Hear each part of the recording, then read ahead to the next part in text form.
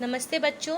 Last time मैंने आपको ये यहाँ तक पढ़ाया था कि जो प्रेमचंद्र जी जो थे उन्होंने कज़ाकी के हाथ में एक ऐसी चीज़ देखी जिसका लंबा मुंह था और आंखें चमक रही थी और वो कज़ाकी अपनी छाती से चिपटा कर लगा कर रखे हुए था उसको। अभी हम यहाँ से पढ़ते हैं। मैंने उसे दौड़कर कज़ाकी की गोद से ले लिया। किसने ले लिया? प्रेमचंद्र जी ने कज़ाकी की गोद से उसको ले लिया। यह हिरन का बच्चा था। कौन था बच्चों? वो हिरन का बच्चा।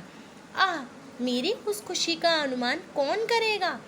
प्रेमचंद्र जी ने कहा कि मेरी उस खुशी का अनुमान कौन करेगा कि मैं उस टाइम पे इतना खुश था, तब से कठिन परीक्षाएं पास की, अच्छा पद भी पाया, पर वह खुशी फिर ना हासिल हुई। मैंने इतनी कठिन परीक्षाएं दी, इतना अच्छा पद पाया, लेकिन मुझे तब इतनी खुशी नहीं हुई जितनी खुशी मुझे उस हिरन के बच्चे को गोद में लेकर हुई। पर वह खुशी मैं उसे गोद में लिए उसके कोमल स्पर्श का आनंद उठाता घर की ओर दौड़ पड़ा। मैंने उसको गोद में ले लिया, उसका जो कोमल स्पर्श था, उसकी कोमल सी स्किन थी, उसको मैंने स्पर्श किया और उसका आनंद उठाया और अपने घर की ओर दौड़ पड़ा। कज़ाकी को आने में क्यों इतनी देर हुई, इसका ख्याल ही ना रहा। कज़ाकी को आने में इतनी देर हो गई कि उसका ख्याल ही नहीं रहा उस हिरन के बच्चे के चक्कर में, कि मैं उसको इतना खिला रहा था कि मुझे कज़ाकी का ख्याल ही नहीं रहा। बातों बातों में उसने बताया कि इसे लाने में ही इतनी देर हो गई। यूँ बातें करते हम दोनों डाकखाने पहुंच गए। बातों बातों में उसने बताया कि हिरन के बच्चे को लेने गया था वो, इसलिए उसको आने में देर हो गई थी। यूँ बातें करते हम दोनों डाकखाने पहुंच गए। कज़ाकी और प्रेमचंद्र जी दोनों आपस में बातें करते हुए रास्ते में डाकखाने पहुँचे। बाबूजी ने मुझे ना देखा, हिरन के बच्चे को भी ना देखा। बाबूजी ने मुझे भी नहीं देखा और हिरन के बच्चे को भी नहीं देखा। कज़ाकी ही पर उनकी निगाह पड़ी।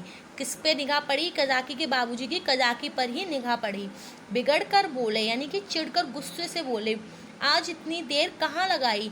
कज़ाकी, आज इतनी देर कहाँ लगाई? डाक तो चली गई, बताओ तुमने इतनी देर कहाँ लगाई? जो उसके बाबूजी थे कज़ाकी के, उन्होंने बोला कि डाक तो बहुत पहले ही चली गई, लेकिन तुम्हें इतनी देर कहाँ हो गई?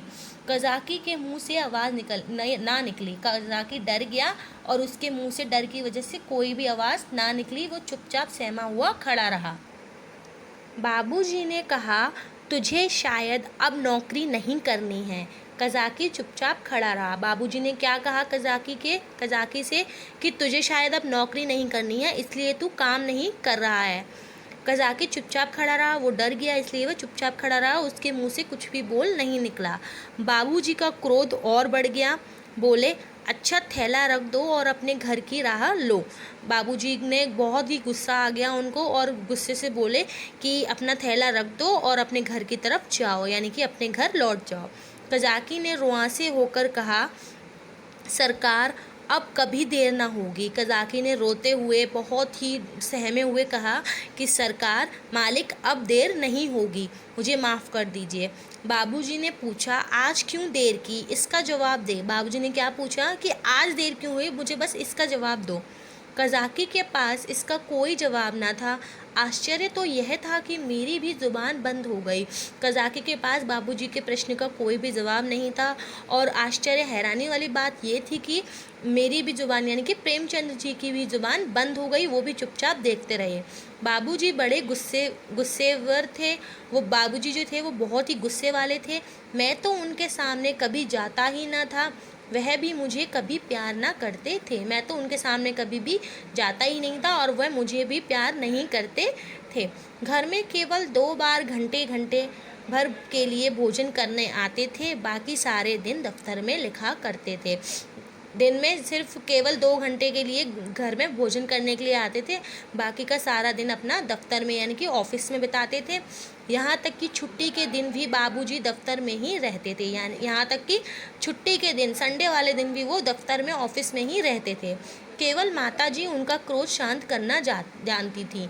कौन जानता था उनका क्रोध शांत करना? बाबूजी का माताजी। पर वह दफ्तर में कैसे आती? माताजी?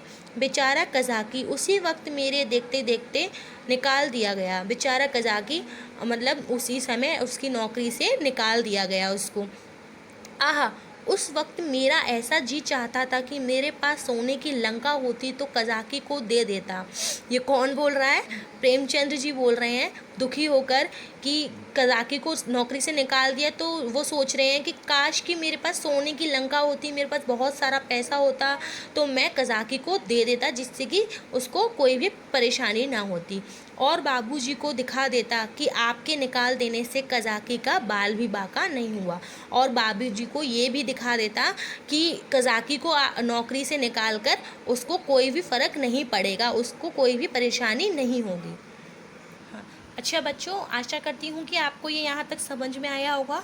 अब हम इसका आगे का भाग कल पढ़ेंगे, और जब तक आप इसकी रीडिंग करना अच्छे से। Okay, bye bye.